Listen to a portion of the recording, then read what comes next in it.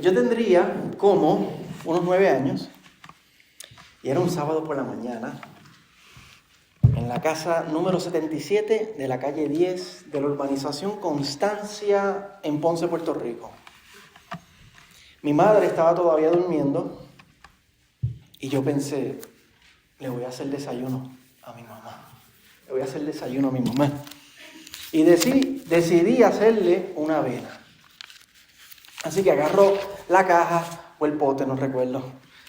Y seguí las instrucciones al dedillo, al lujo de detalle, sigo las instrucciones, solo que en vez de echar una cucharadita de sal, eché una cucharada de sal. Todavía yo aprendiendo mis medidas a mis 9 años. Entonces le llevo el desayuno a la cama a mi mamá, yo bien contento, la avena calientita. Y vaya sorpresa que se lleva a mi mamá cuando se pone la primera cucharada de avena en la boca. Pero no me regañó. Y me dio la gracia por hacerle el desayuno. Y se comió la avena, o fingió que se comió la avena. Yo pienso, ella me convenció de que se la comió, pero ahora a mi edad yo creo que fingió comerse la avena. Se echó varias cucharas de avena a la boca y luego más tarde en el día me enseñó la diferencia entre una cucharadita y una cucharada. Pero en ese momento ella no me regañó, me dio las gracias por el gesto que yo le había hecho. Y eso es lo que hace el amor de una madre. El amor de una madre. Todos nosotros podemos pensar en momentos de nuestra vida donde hemos tenido que hacer algo similar a eso. Algo que en circunstancias normales nosotros no haríamos. Como por ejemplo comerte una avena súper salada. Pero por amor a su hijo, mi mamá hizo eso. Y la vida cristiana está llena de momentos así también. Momentos donde por amor al Evangelio, momentos donde por amor a mi hermano, momentos donde por cuidar la unidad del pueblo de Dios, en ocasiones tenemos que hacer cosas que yo no preferiría hacer eso. En circunstancias normales yo no haría eso. Pero por amor al Evangelio, al hermano y por cuidar el Evangelio, yo hago eso para mantener esa unidad del Evangelio. Y eso no lo hacemos con cosas que arriesgan la verdad del Evangelio, sino cosas que ni quitan ni añaden al Evangelio. Por ejemplo, si la avena que yo le preparé a mi mamá hubiera tenido detergente de lavar platos, mi mamá no se la hubiera comido porque eso le hubiera hecho daño a ella. Pero como era sal, algo que simplemente le iba a amarrar la boca por un rato, por amor a mí, ella se comió ese plato de comida, de avena. En el Evangelio hay cosas que no son negociables, cosas como la deidad de Cristo, la Trinidad, la autoridad de las Escrituras, la salvación por medio de la fe. Los miércoles hemos estado aprendiendo acerca de esas cosas fundamentales que no son negociables. En estas cosas nosotros no cedemos. Porque hacerlo sería como comerse una avena con detergente. Pero hay otras cosas que no son tan importantes. Por ejemplo, estilos de adoración en la iglesia. La versión de la Biblia que yo uso. El tipo de ropa que yo visto. Mostrando modestia. Hay un principio que es el principio de la modestia. Pero siempre y cuando yo esté mostrando modestia, el tipo o estilo de ropa que yo uso. Tomar alcohol o no tomar alcohol. El principio de la Biblia es no embriagarse. Siempre y cuando yo no esté embriagándome, si yo decido tomar alcohol o no tomar alcohol. O, por ejemplo, el orden del servicio. ¿Cómo abrimos? ¿Cómo cerramos? ¿Cuántas canciones cantamos? ¿Cuánto cuánto leemos de la Biblia, qué parte de la Biblia leemos. En estas cosas, dependiendo de las circunstancias, dependiendo de preferencias, nosotros podemos variar en ellas. Y cuando hacemos eso, hacer eso sería como comerse una avena súper salada. Yo no preferiría cantar de esa manera, yo no preferiría leer esa versión de la Biblia, pero a lo mejor dependiendo de las circunstancias, por amor a un hermano, para cuidar la unidad del Evangelio, yo hago eso. Hay una frase que resume este principio de la vida cristiana, es atribuida a Agustín, un padre de la iglesia del siglo IV, y la frase dice así: en lo esencial, unidad. En lo dudoso o en lo no esencial, libertad. Pero en todo, caridad o amor. En todo, amor. Y en el pasaje de hoy, vemos a Pablo haciendo precisamente esto, aplicando este principio. Por amor a sus hermanos, por amor a la iglesia de Jerusalén, para conservar la unidad del Evangelio, él hace algo que no era su preferencia. Él hace algo que en otras circunstancias él no haría. Pero por amor a la iglesia de Jerusalén, él lo hace para conservar y para cuidar la unidad del Evangelio.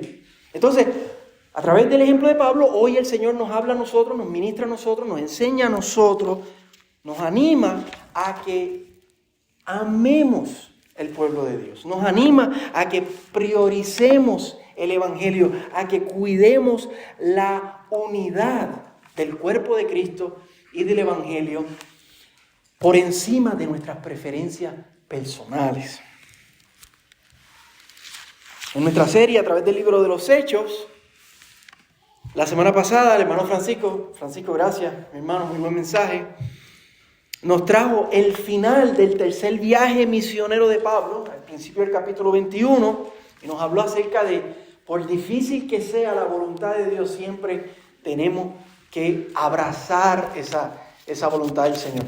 Hablaba de que tenemos que ser valientes en abrazar esa voluntad del Señor. Y hemos estado aprendiendo en este libro de los Hechos acerca de la prioridad de llevar el Evangelio a las naciones. En Hechos capítulo 1, versículo 8, el Señor dijo: serán mis testigos comenzando en Jerusalén, en Judea, en Samaria y hasta los confines de la tierra. Y hemos estado viendo ese plan realizarse. Hemos visto Pablo llevando el Evangelio hasta los confines de la tierra en sus viajes misioneros. Y él prioriza esa misión. Y el Señor nos está enseñando a nosotros a hacer lo mismo. Ya Pablo no está. Ahora los que les toca hacer eso somos nosotros. El batón del Evangelio ahora está en nuestras manos y somos nosotros los que tenemos que llevar ese Evangelio del Señor. Pero como hemos visto también, la otra cara de la moneda, por un lado es llevar la misión, pero la otra cara de la moneda es que el Evangelio no es color de rosa. Hacer eso muchas veces tiene un precio, cuesta, conlleva sacrificio y a veces puede traer sufrimiento y persecución. Hemos visto a Pablo sufrir muchísimas veces, en este pasaje lo vemos sufriendo todavía. Pero otra cosa que el Evangelio trae, otra cosa que trae el priorizar esa misión es diferencias de opinión. Es diferencias de madurez en una iglesia, en el pueblo de Dios, y diferencias de opinión. ¿Por qué? Porque cada uno de nosotros venimos de culturas bien diferentes, ¿sí o no? Hablamos el mismo idioma, pero nuestro acento nos delata. Venimos de culturas bien diferentes. Venimos de circunstancias totalmente diferentes. Tenemos diferentes gustos. Tenemos diferentes maneras de pensar. Tenemos diferentes maneras de ver situaciones. Y vemos una cosa y decimos, yo creo que lo mejor es hacerlo de esta manera. Pero el resto dice, no, hay que hacerlo de esta otra manera. En el primer siglo, los judíos en Jerusalén, a donde llega Pablo, ellos Ellos eran judíos, ellos tenían una religión y una cultura que ellos habían recibido la ley de Moisés hacía 1500 años atrás, en ese momento. Y a través de esa tradición ellos tenían maneras de pensar, maneras de actuar, maneras de comer, maneras de vestir. Tenían fiestas y tenían días y tenían rituales y tenían ceremonias y tenían tradiciones que llevaban haciendo por 1500 años.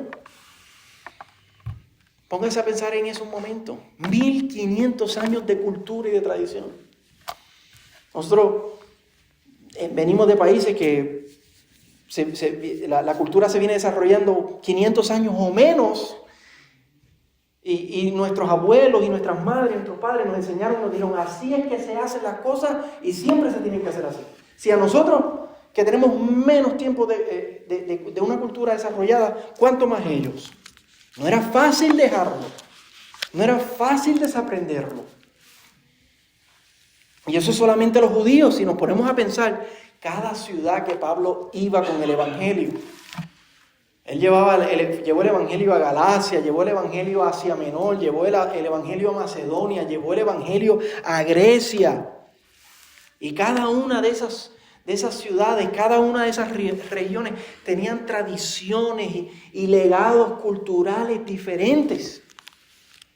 Sin mencionar las maneras personales de todas las personas diferentes que estaban en las iglesias. Otra vez, en las cosas esenciales no hay negociación. Pablo llegaba a la iglesia y decía, esto es lo que tenemos que creer acerca del Señor, acerca del Evangelio. Lo que la palabra claramente establece, eso es lo que creemos, punto. Y se acabó. Y Pablo enseñaba eso en las iglesias donde iba. Pero en otras cosas que la Biblia no dictamina, no establece, en Romanos 14 nos habla acerca de esto y la iglesia tradicionalmente le ha llamado a eso la adiáfora, una palabra griega que significa lo que no está determinado. En lo que es adiáfora, eso se dejaba a la prudencia y a la opinión de la iglesia local o de la persona localmente, individualmente. Y lo que vemos Pablo hacer aquí, y lo que aprendemos acerca de él, es a que cuando la opinión o la tradición de alguien, en cuanto a cosas que no son esenciales, es demasiado rígido, es demasiado importante para esa persona. Tan importante que para esa persona no hacerlo de esa manera conllevaría literalmente fallarle a Dios. Por amor al Evangelio, por cuidar la unidad, por amor a esa persona, ser flexibles, tener paciencia o comernos la avena salada. En lo esencial unidad, en lo dudoso libertad, pero en todo amor y caridad. La semana pasada el hermano Francisco cerró el final del tercer viaje misionero otra vez. Y en el versículo 17, en el pasaje de hoy, vemos que Pablo finalmente llega a Jerusalén. Él finalmente llega a Jerusalén. Pablo lleva años añorando volver a Jerusalén. Porque al final de su primer viaje misionero y al final de su segundo viaje misionero, él no volvía a Jerusalén, él volvía a Antioquía, la iglesia que lo envió. Pero él no había llegado a Jerusalén todos estos años. Sí, él sabe, como vimos la semana pasada, que le esperan sufrimientos allá, pero él sabe que Dios lo está enviando allá. Él sabe que el Señor tiene propósitos con él allá y él desea, a pesar de los sufrimientos, volver a Jerusalén.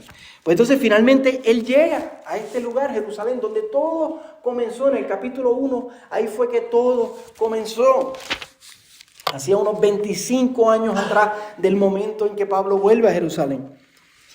Pablo llevaba casi 15 años viajando en sus viajes misioneros, llevando el Evangelio por todo el mundo. Se estima que aproximadamente 10,000 millas que este hombre viajó durante estos 15 años llevando el Evangelio, con incontables padecimientos.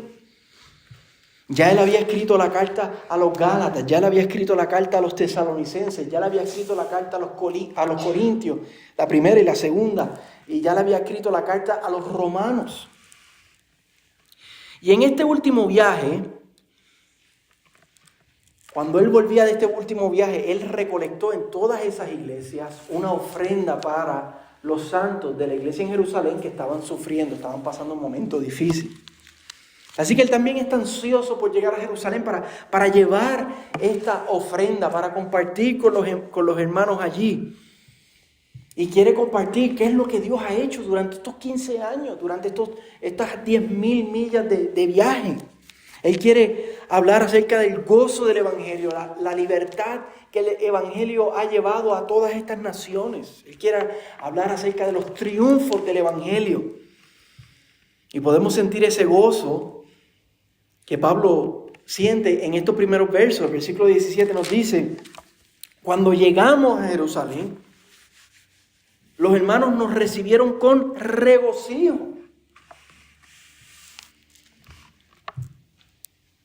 Porque ellos llevan años escuchando acerca de este hombre, de este apóstol del Señor que está llevando el Evangelio por todas estas regiones. En el versículo 18 nos dice que Pablo llega a los líderes porque quiere compartirles esta ofrenda a ellos. Versículo 18: al día siguiente Pablo fue con nosotros a ver a Jacobo, y todos los ancianos estaban presentes. Jacobo era el pastor principal de la iglesia. Jacobo era un apóstol del Señor. El que escribe la carta de Santiago era un hermano del Señor Jesucristo. Y dice, todos los ancianos de la iglesia de Jerusalén estaban allí también presentes. Y les relata lo que el Señor ha hecho. En el versículo 19, después de saludarlos, comenzó a referirles una por una las cosas que Dios había hecho entre los gentiles mediante su ministerio. Una por una, eso le habrá tomado un montón porque casi 15 años de viaje. Y podemos ver aquí que Pablo reconoce que todo ha sido la obra de Dios, porque él dice las cosas que Dios había hecho entre los gentiles mediante su ministerio. Pablo reconoce que sí, el Señor ha obrado a través de él, pero ha sido la obra del Señor. Como hemos estado aprendiendo los miércoles, soli deo gloria. Pablo le da toda la gloria al Señor. Ninguna gloria para él. Como estábamos viendo el miércoles, él reconoce que ha sido la gracia del Señor, que él ha trabajado durísimo, pero ha sido la gracia del Señor y por eso Dios se merece la gloria.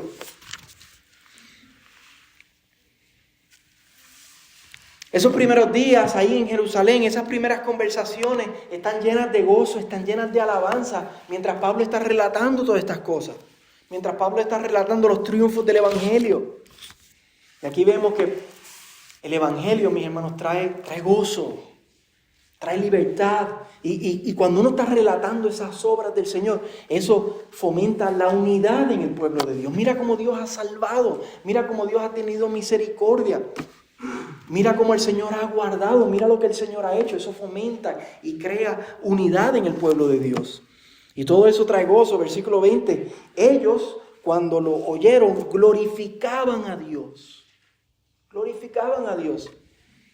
Y le dijeron, hermano, ¿ya ves cuántos miles hay entre los judíos que han creído? Y todos son celosos de la ley. Lo que los ancianos le están diciendo es, mientras tú llevas esos 15 años tú ibas llevando ese evangelio por allá, el Señor también estaba salvando a judíos, continuó salvando a judíos aquí en Jerusalén. Y hay miles de ellos.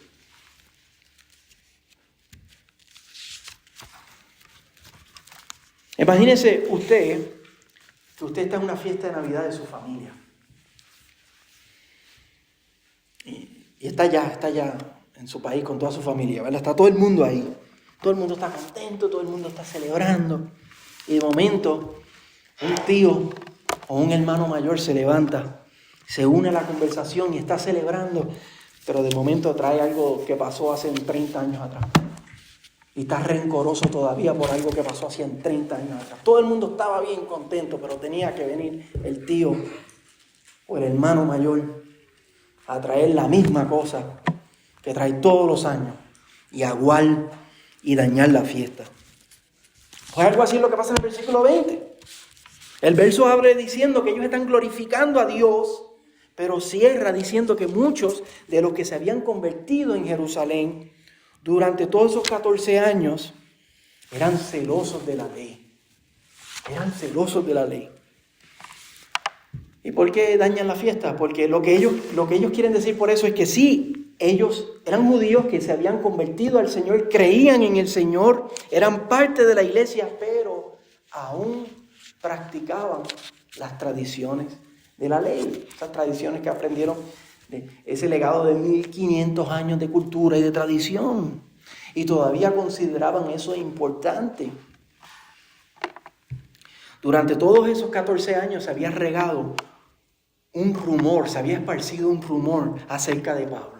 Sí, que él ha plantado muchas iglesias, sí, que el Señor se ha glorificado, que ha venido gente a Cristo en todas esas naciones, pero hay un rumor. Versículo 21, se les ha contado a todos esos judíos que se han convertido, que para ellos la ley todavía es importante, se les ha contado acerca de ti, que enseñas a todos los judíos entre los gentiles, todos esos países que él iba, todas esas sinagogas que él entraba, que se aparten de Moisés, diciéndoles que no circunciden a sus hijos ni observen las tradiciones. Y así como ellos dañan la fiesta, todo este gozo, lo que el Señor te ha hecho, pero se dice de ti que tú estás haciendo esto. Que este rumor anda por ahí. Y el rumor que se ha esparcido es que Pablo está diciendo que esos judíos que han venido a Cristo, ellos no deben, no pueden. Es más, que Pablo les prohíbe que continúen practicando las tradiciones de la ley. Ahora, a primera vista, esto suena como que lo que Pablo ya nosotros conocemos que él ha enseñado. Por ejemplo, la carta de los Gálatas. No se trata la carta de los Gálatas acerca de eso precisamente, que la ley no hay que guardarla. Suena parecido, pero no es igual. El problema en la carta de los Gálatas era que cristianos que eran gentiles, que no eran judíos, habían cristianos judíos que les estaban enseñando que para recibir salvación tenían que guardar la ley. Se parece, pero no es igual. Que para ellos ser salvos tenían que guardar la ley, no solamente creer en Jesús, sino también circuncidarse y guardar todas las tradiciones. Como hemos estado aprendiendo los miércoles, sola gracia, sola fide, solo Cristo. Somos salvos solamente por la obra de Cristo. Y eso está mal. Cuando tú le añades al Evangelio, al solo Evangelio de Jesús, tú le añades algo, eso está mal. Eso es contrario al Evangelio. Por eso es que Pablo en la carta a los Gálatas dice: maldito sea todo aquel que enseña otro Evangelio. Un Evangelio que dice que hay que añadirle algo. Y ese problema se resuelve en el capítulo 15, si recuerdan, el concilio de Jerusalén. Jacobo mismo, estos ancianos se reunieron, escribieron una carta y la mandaron. Y dijeron: no, los gentiles no tienen que guardar la ley. No tienen que guardarla. La salvación es solamente por medio de la fe. Gálatas 2:16 dice: sabemos que el hombre no es justificado por las obras de la ley. Por las obras de la ley nadie será justificado. Pero lo que aquí se está presentando es diferente a eso. Se parece, pero es diferente. Esta gente en Jerusalén no son gentiles. Ellos son judíos. Esta es su tradición, esta es su cultura. Ellos han creído esto por 1500 años. Y ellos no están diciendo que la salvación es por la ley. Ellos no están diciendo eso. Los ancianos de Jerusalén, que incluye a Jacobo, tienen eso claro. Ya ellos resolvieron eso otra vez en capítulo 15. Entonces, ¿qué es lo que Pablo está enseñando acerca de la ley?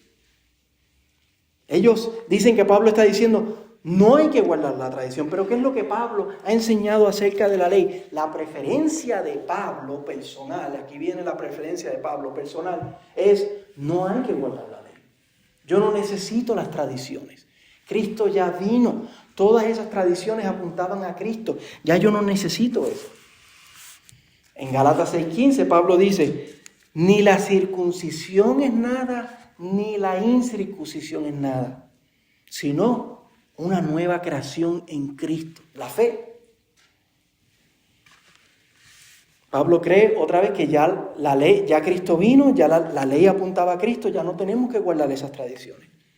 Pero practicar la ley no le quita ni le añade nada al Evangelio.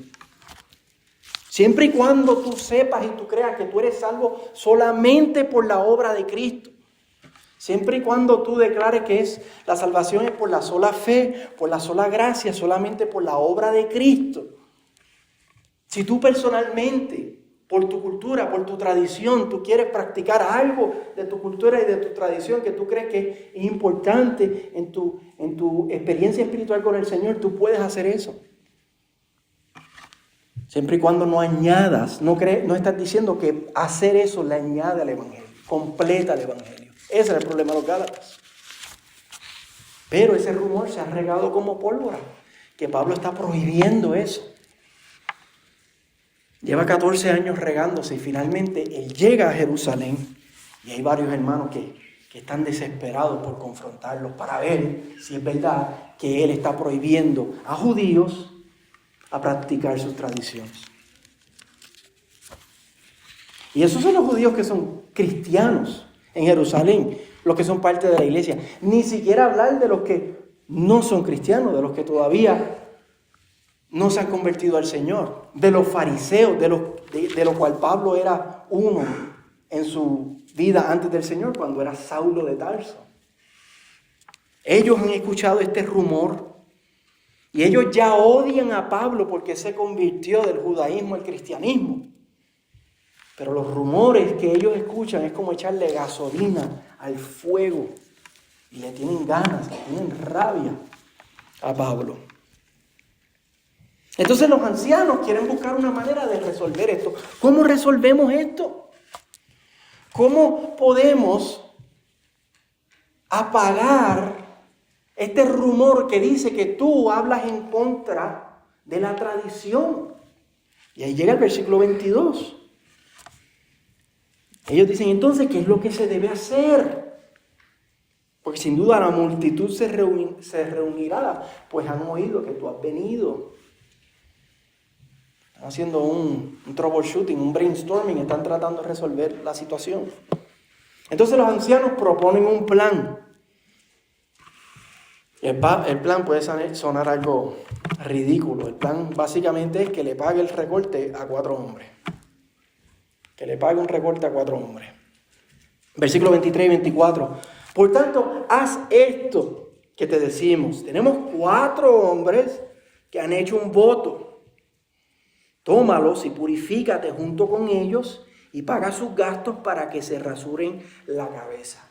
Así todos sabrán que no hay nada de cierto en lo que se ha dicho acerca de ti, sino que tú también vives ordenadamente, guardando la ley.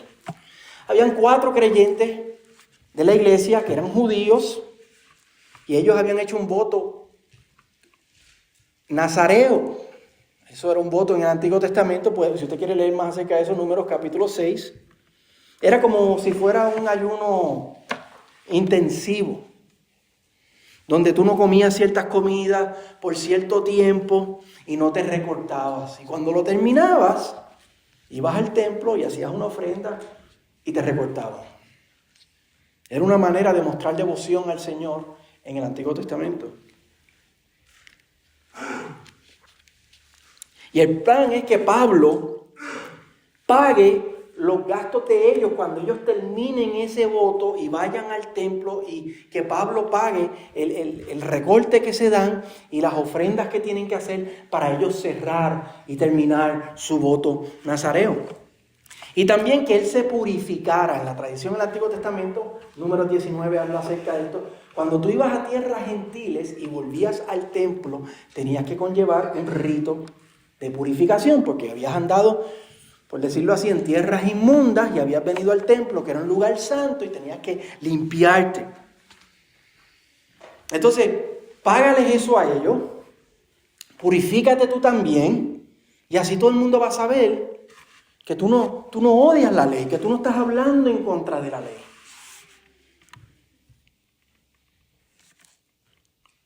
Y de esta manera Pablo iba a demostrar que él no estaba en contra de esa ley. Entonces, nosotros por lo que Pablo escribe en sus cartas, sabemos que él no veía valor en eso. Él personalmente, su conciencia, él no veía valor en practicar las tradiciones del Antiguo Testamento. Él sabía que la salvación era solamente por la obra de Cristo, un regalo de Dios inmerecido, y que solamente por medio de creer en el Señor tú eras salvo, tú eras purificado, tú no necesitabas ninguno de esos ritos, tú no necesitabas ninguna de esas tradiciones. Sabemos por sus cartas y por su ministerio que esto era lo que él creía, pero también sabemos que él sabe que hay hermanos que son, como le llama Romanos 14, son débiles en la fe. Son débiles en la fe. Donde ellos todavía sí creen en el Señor, tienen fe, pero todavía no han madurado. No han llegado a la madurez espiritual de ellos saber que ya no necesitan nada de eso. Que Cristo es suficiente. Y Pablo llama en Romanos 14 a que cuando hayan hermanos así, a ser pacientes con ellos. Entonces Pablo está siendo paciente aquí con esos hermanos débiles.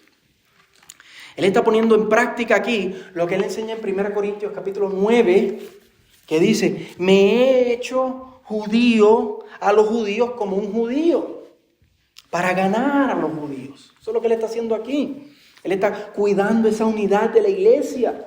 Él está evitando tirar, por decirlo así, una bomba de disensión en la iglesia. Esto no es esencial, esto no es prioritario, así que yo me voy a hacer judío a los judíos para ganarme a los judíos. Me hago a los que están sujetos a la ley como sujeto a la ley, aunque yo no estoy sujeto a la ley. Se refería a esa ley del Antiguo Testamento. Ya él no está sujeto a eso. Lo estuvo en el pasado, pero ahora está en Cristo. Él ya no está sujeto a eso. Pero si para ganarse a unos judíos para Cristo, para conservar la unidad de la iglesia, él tiene que hacerlo. Él se sujeta a la ley. Para ganar a los que no están sujetos a la ley, yo me hago como si yo estuviera sin ley. Y está hablándose a los gentiles. Él entre los gentiles, él no vivía como un judío. Él vivía como vivían ellos. ¿Por qué? Porque ya no hay que guardar esas tradiciones. Cristo es suficiente. Me he hecho débil a los débiles para ganar a los débiles. A todo me he hecho de todo para que de todos modos salve a algunos. Él se encuentra donde ellos están, siempre y cuando él no esté violando un principio fundamental del Evangelio para conservar la unidad, por amor a los hermanos, por amor al Evangelio. ¿Qué es lo que hace Pablo? Pablo simplemente se come, se mete la cuchara de la avena salada a la boca, por amor a los hermanos, para cuidar la unidad de la iglesia. Versículo 28.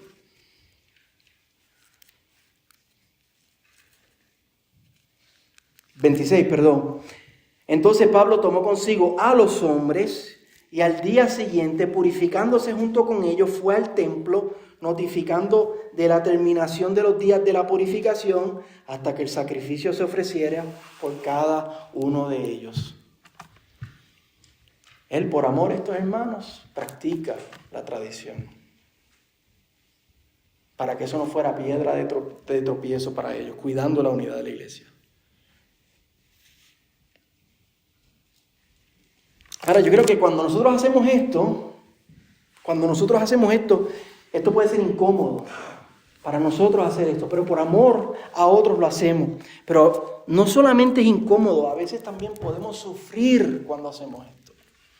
Y esto es lo que le pasa a Pablo en esta última parte del pasaje. Quiero usar unas imágenes para que podamos entender, porque esta parte del pasaje es bastante gráfica. Yo creo que la podemos entender mejor si tenemos unas imágenes. Gaby, ¿me puedes poner la próxima? Ahí está. Ese es el templo en el primer siglo. Ahí es donde Pablo está. Eso no es una foto, no fueron al primer siglo a tomar una foto, esto es una recreación digital, ¿verdad? Pero era algo bien parecido a eso.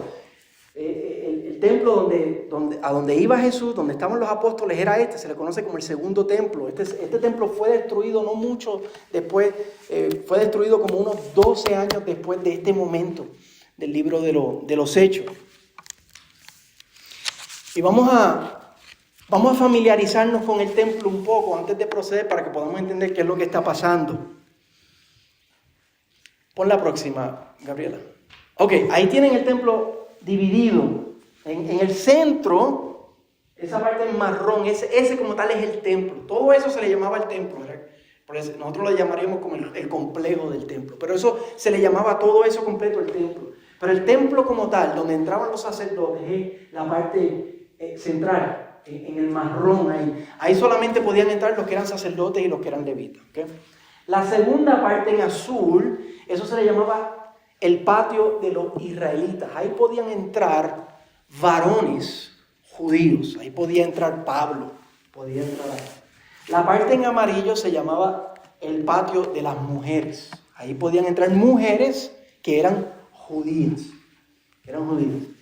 Y la parte anaranjada es el patio de los gentiles. Ahí entraba todo el mundo que estaba interesado en la religión judía.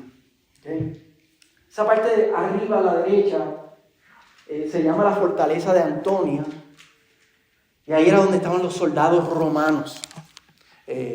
Jerusalén, Siria en ese tiempo estaba dominado por Roma y ellos a veces se formaban tumultos y problemas en el área del templo, así que tenían un área designada donde ellos podían ver todo lo que pasaba en el templo, y si tenían que descender y arreglar cualquier problema, ellos descendían rápido y podían apagar cualquier problema. Vamos a ver que eso pasa aquí. Así que vamos a ir viendo estos versos por parte. Ese era el plan. Si tú haces ese rito de purificación de 7 días y le pagas el recorte de estos 4 hombres, todo el mundo va a saber que tú estás contento con la ley y que no vas a formar un problema. Pues todo había transcurrido de acuerdo al plan, sin mayores problemas, hasta el último día de la semana, cuando Pablo tuvo que entrar a el patio de los israelitas, a la parte azul, y allá pagarle el recorte a los 4 muchachos eso, y pagar lo que él tenía que pagar por su rito de purificación. En los versículos 27 al 29, ese es el último día de la ceremonia, Pablo va al templo, entra allá, y los judíos que no son creyentes, los que no son parte de la iglesia, ellos lo ven. Este es el hombre que nos abandonó. Era fariseo y nos abandonó. Y este es el hombre que se lleva 15 años yendo a todo el mundo hablando de este Mesías. Entonces lo acusan. Y no solamente lo acusan de que él hablaba en contra de la ley, eso era lo que todo el mundo decía, sino que encima de eso metió a un gentil en el templo. Los gentiles solamente podían estar en la parte anaranjada, pero lo acusan de que a Trófimo, que era uno de Éfeso, un creyente de Éfeso que había andado con él en el tercer viaje misionero, que había metido a Trófimo a la parte azul, al patio de los israelitas. Y nosotros, conociendo a Pablo, él conoce la ley muy bien, él es bien cuidadoso acerca de la ley. Seguramente Trófimo entró al patio de los gentiles, pero Pablo no metería a Trófimo al patio de los israelitas, al área azul. Pero igual que hicieron con Jesús, los judíos lo están acusando injustamente para acabar con la vida de Pablo. Porque si tú metías a un gentil al patio de los israelitas, eso era pagado con muerte. La justicia para eso era la muerte. Versículo 30 nos dice: se alborotó toda la ciudad y llegó el pueblo corriendo de todas partes. Apoderándose de Pablo, lo arrastraron fuera del templo y al instante cerraron las puertas. Cuando dice que lo arrastran fuera del templo, se está refiriendo que lo arrastraron del patio de los israelitas, de la parte azul, y lo arrastraron hasta afuera, hasta el patio de los gentiles. Y cuando dice que cierran el templo, cerraron el patio de las mujeres y cerraron el patio de los israelitas. Y el tumulto lo formaron afuera en el patio de los gentiles, en la parte anaranjada. Entonces, ¿cómo Pablo se va a salvar de esto? En los versículos 31 y 32 nos dice que un comandante romano, junto a sus soldados y junto a sus centuriones, llega al rescate corriendo de Pablo. ¿Dónde estaban ellos? Ellos estaban en la fortaleza de Antonio. Y nos dice que allí ellos escucharon el rumor de que se estaba formando un tumulto en el patio de los gentiles y habían unas escaleras que llegaban directamente de la fortaleza de Antonia hasta el patio de los gentiles, y ellos pudieron llegar con rapidez para salvar la vida de Pablo. Y dice el versículo 33, entonces el comandante llegó y lo arrestó y ordenó que lo ataran con 2 cadenas, y preguntaban quién era y qué era lo que había hecho. El rol de los soldados romanos era que hubiera orden civil allí en Jerusalén. Y el pasaje cierra diciendo en versículos 35 y 36, cuando Pablo llegó a las gradas, los soldados tuvieron que cargarlo por causa de la violencia de la turba, porque la multitud del pueblo lo seguía gritando: muera, muera, por la acusación que le estaban haciendo, porque hablaban mal en contra de la ley y porque metió a un gentil en el patio de los israelitas. Y posiblemente esto no puede, a lo mejor usted lo está leyendo y le recuerda lo que le pasó al Señor Jesús. Son circunstancias similares, en el mismo lugar, la misma gente, razones similares, demandando la misma sentencia, que lo mataran, solamente que esto está ocurriendo unos 25 años después. No solamente nos recuerda el sufrimiento de Jesús, también nos recuerda la intención de Jesús cuando Él vino a este mundo a dar su vida por nosotros. Cuando Él sufrió lo que sufrió, el Señor lo hizo por amor a nosotros. Y aquí vemos a Pablo sufriendo también por amor a la iglesia de Jerusalén. Él no tenía que practicar ese rito. Él no tenía que hacer esa tradición, pero para conservar la unidad de la iglesia, por amor a unos hermanos que para ellos eso era importante, Él lo hace. Si Él no hubiera hecho este rito, nada hubiera pasado. Pero ¿qué hace Pablo? Pablo, por amor a la iglesia, se come la avena salada. Por amor a los hermanos, por amor al evangelio y para cuidar la unidad del evangelio.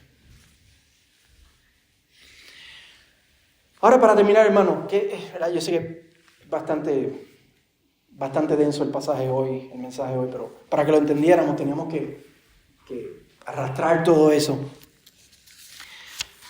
No quiero cerrar con puntos de aplicación específicos, porque es que esto lo podríamos aplicar a tantas cosas. No quiero limitarlo. Nosotros podíamos hablar acerca de la manera que comemos, de la manera que vestimos, de la manera que nos relacionamos entre nosotros, que si tomamos alcohol o no tomamos alcohol, la música que escuchamos, el orden del servicio, la Biblia que leemos, la versión de la Biblia que leemos. Podríamos usar tantos ejemplos específicos para hablar acerca de lo que Pablo está haciendo aquí. Pero otra vez no quiero hacer eso porque hay tanta variedad de ejemplos, que lo que yo quiero concentrarme es en el principio. Que aprendamos el principio para, dependiendo de lo que nos encontremos en nuestro caminar como cristianos, nosotros podamos aplicar ese principio. El ejemplo de Pablo aquí nos confronta hoy a que nosotros pongamos por encima de toda otra cosa, más que por encima de mis preferencias personales, que yo ponga por encima de todo el Evangelio de Jesucristo. Pablo mira esta circunstancia y él dice, esta gente todavía está con la tradición, pero son cristianos. Ellos no están añadiendo al Evangelio. Ellos no están diciendo que la salvación es por las obras de la ley. Ese era el problema con los gálatas. Para ellos simplemente la tradición es importante. Eso es como cuando usted creció con la Reina Valera. ¿Quién no creció con la Reina Valera? Muchos de nosotros crecimos con la Reina Valera. Llegamos a esta iglesia y la versión es la Nueva Biblia de las Américas. No, señor. Porque yo crecí con la Reina Valera. Y yo no puedo cambiar eso. Así estaban estos hermanos. Ellos crecieron con la tradición. 1500 años de tradición. Y ellos decían, no. Es que eso es importante. Yo tengo que hacer un voto de nazareo porque eso es lo que toda mi familia ha hecho. Así, eso yo crecí haciendo. Yo sé que la salvación es solamente por medio de lo que Cristo hizo por mí en la cruz. Pero yo tengo que escuchar esos himnos de antaño. Yo no puedo cantar en la iglesia con esos himnos nuevos de Jonathan y Sara Jerez. Yo tengo que tener el himnario en las manos. No se puede usar música. Tiene que ser el himno. Sin música, dime el número del himno y yo lo hablo y yo lo leo y así es que es. Y si no es así, hay problema.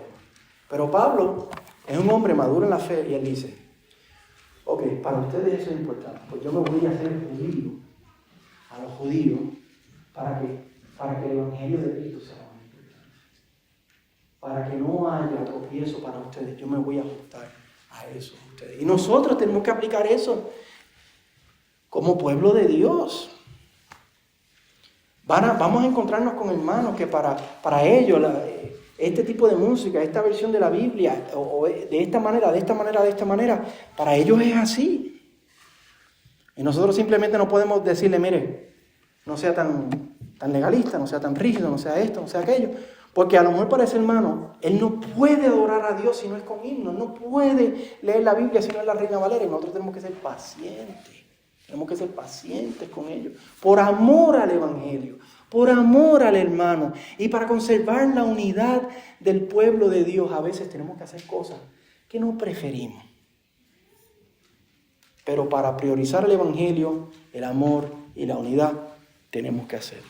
Pregúntese usted, ¿estamos amando a la iglesia del Señor más que mis preferencias personales?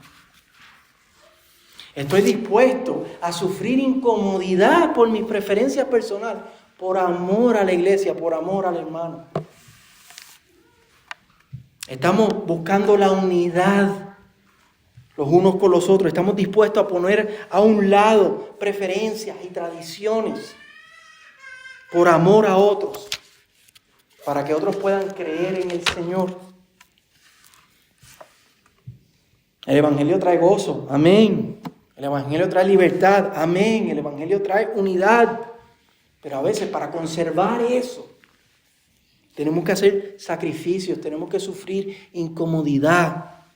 Tenemos que poner a un lado nuestras preferencias para priorizar el Evangelio, el pueblo de Dios y la unidad del pueblo de Dios. Este es el llamado que el Señor nos hace hoy a través de este ejemplo de Pablo, hermano, a que imitemos a Pablo, así como Pablo imitó a Cristo. En lo esencial, unidad. En lo dudoso, libertad. Para en todo, amor y caridad. Vamos a orar.